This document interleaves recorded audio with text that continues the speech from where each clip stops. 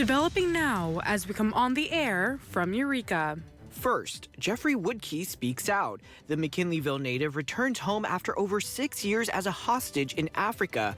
What he had to say about what he's been through and how it feels to be back in Humboldt. And I'm actually kind of disappointed with how the city has handled this project. the Lloyd Building's impact. As the historic building's demolition continues, we speak with a business owner who has been negatively impacted by it, what the owner has to say and the help he would like from the city. Also, former President Donald Trump indicted, but did politics play a role? I'm Scott Thuman in Washington with a look at both sides of that argument coming up.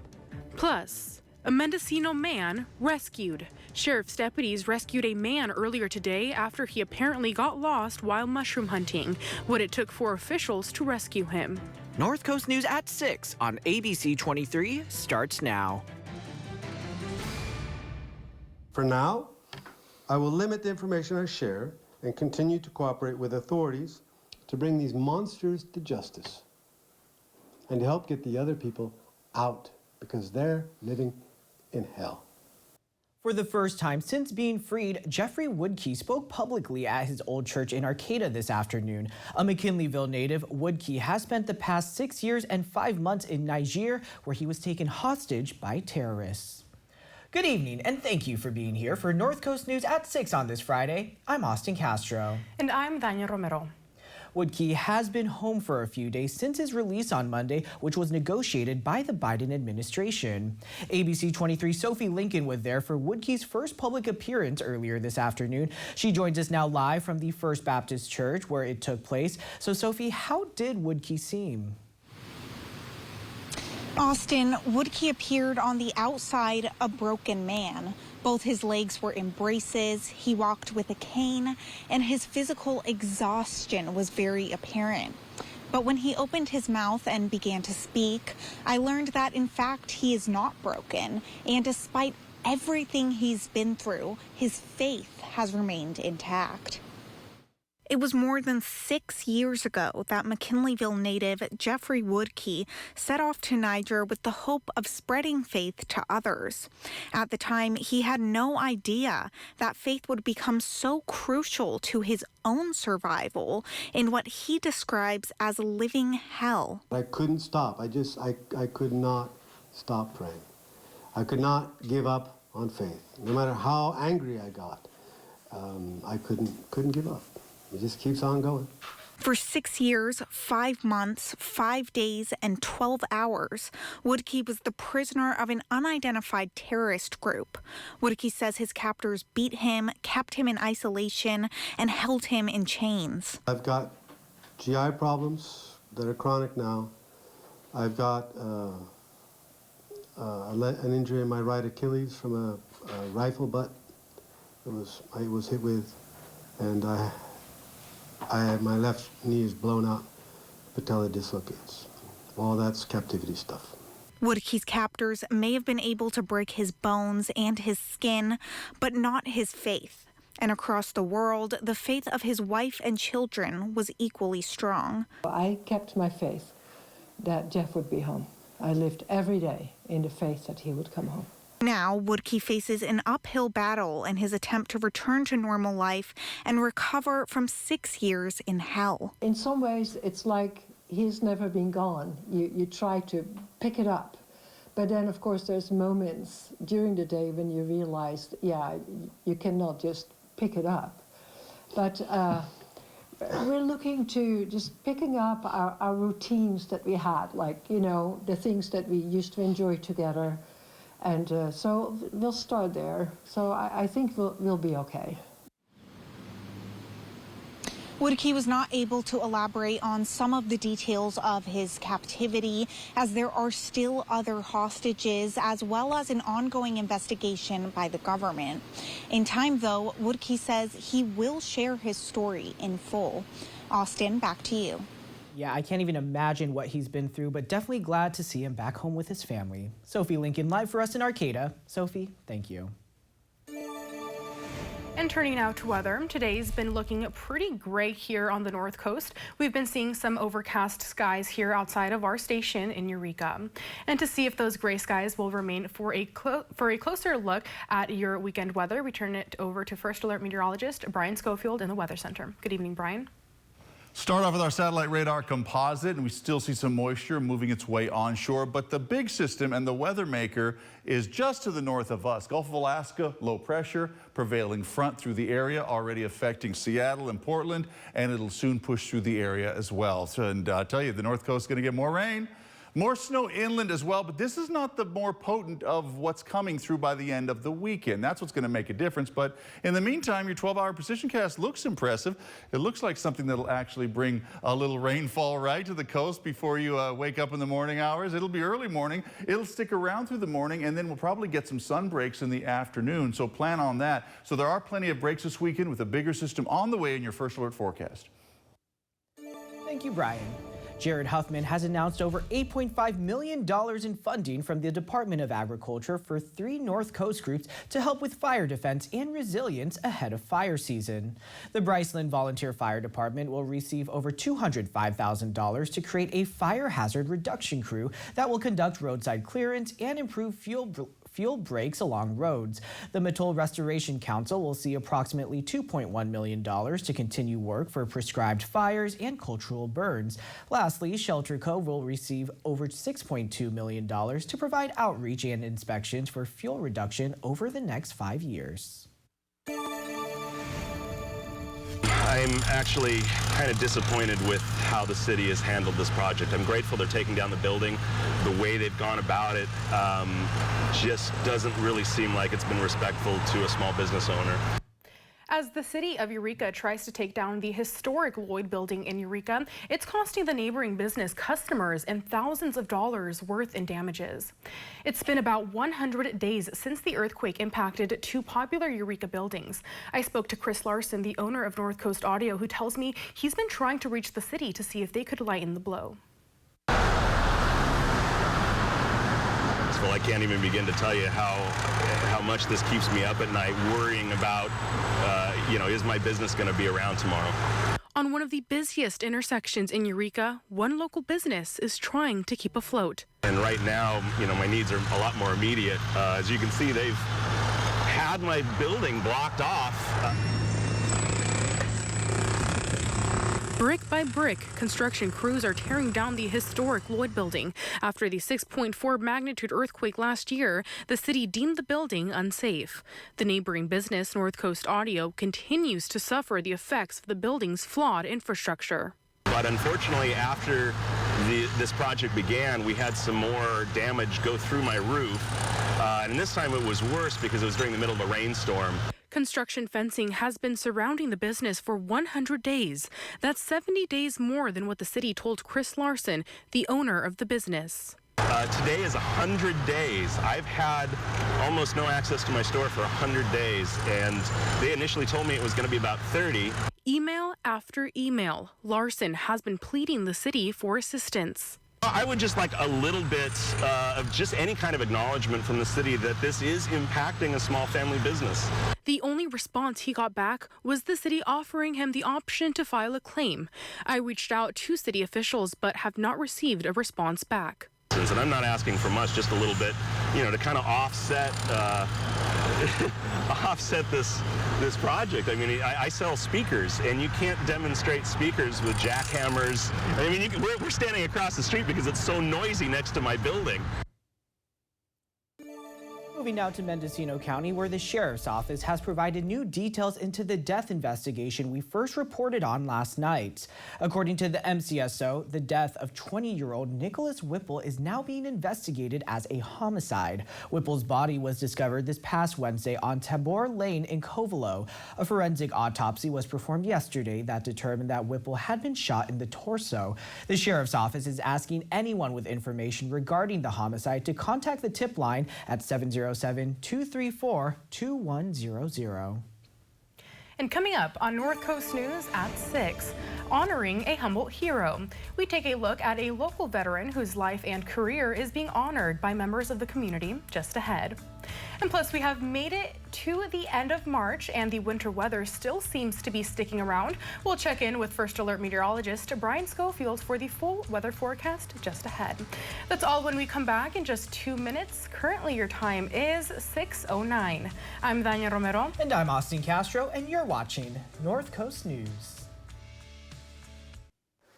Earlier today, community members gathered at Scott Hammond State Farm Insurance to honor another veteran as a Humboldt hero this month. And that honor goes to returned Navy personnelman John Jaports.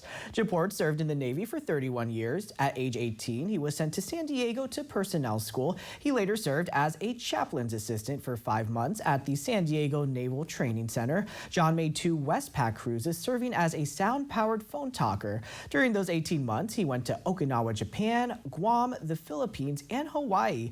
After being released from active duty and returning to the North Coast, he went on to work at various local high schools and Humboldt State University. He's also known for working with local Boy Scout troops and being Santa at the Bayshore Mall. A very big congratulations and thank you for your service.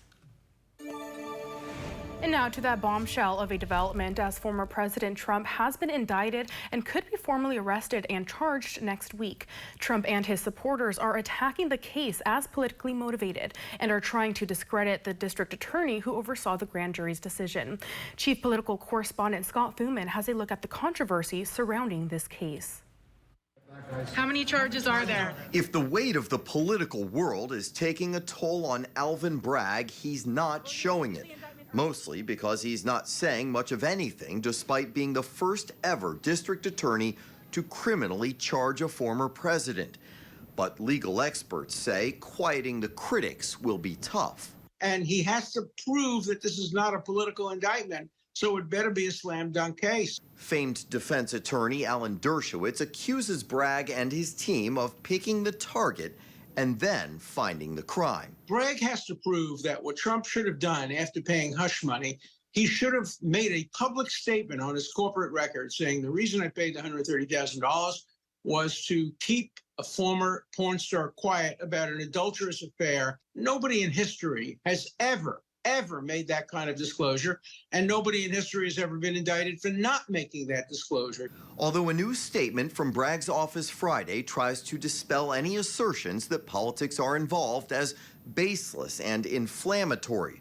Going after Trump was a topic during Bragg's 2021 race for office.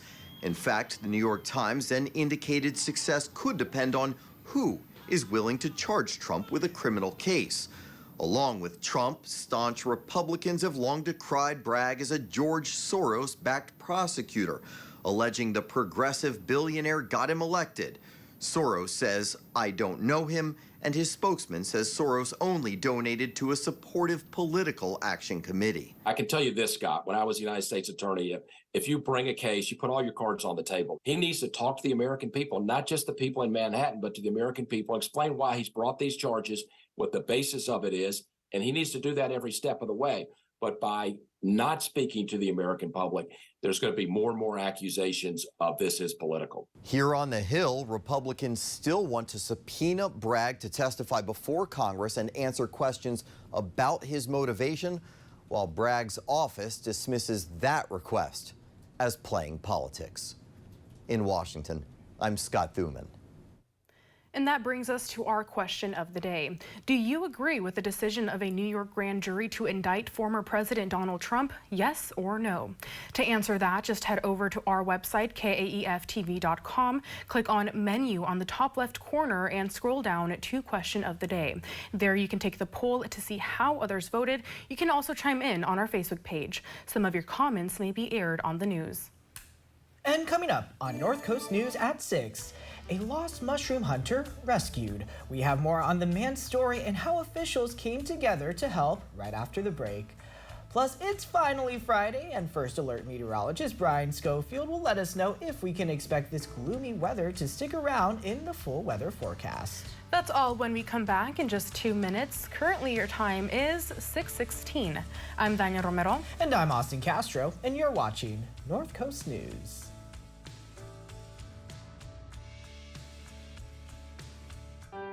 Weather Window, presented by the National Weather Desk. March is going out like a lion in Utah, and even more snow is in the forecast for early next week. Long before today's thunderstorms arrived, there was an incredible display of lightning last night in central Arkansas. Check out the Omega Sun rising over the Atlantic. What appears to be a second sun is actually an inferior mirage, an inverted image of the sun produced by vertical temperature gradients right on the horizon. For more content like this, follow the National Weather Desk on Twitter. A Mendocino man was rescued earlier today after he apparently got lost while mushroom hunting. According to the Mendocino County Sheriff's Office, officials received a call yesterday about the lost forager who was last seen near the 2600 block of Philo Greenwood Road in Philo. A highway patrol helicopter was called in to assist with the search and were able to locate a warming fire nearby, but deputies were unable to access the area that night. Liaisons with the county search and rescue team were able to head back this morning and safely rescue the man. A former Fortuna fire truck is getting a new life in Central America. Fire Engine 7482 had originally served the Fortuna Volunteer Fire Department for over 40 years before retirement in January, where it slowly made its way via boat to South America.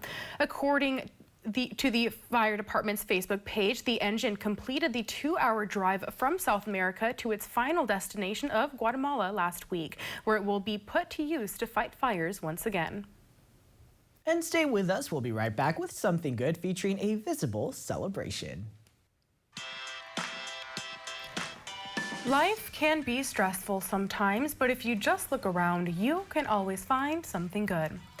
Today is Trans Day of Visibility, celebrating trans and non-binary people from across the world. The Trans Day of Visibility takes place on March 31st each year to not only empower people in the community, but also raise awareness of discrimination faced by trans people.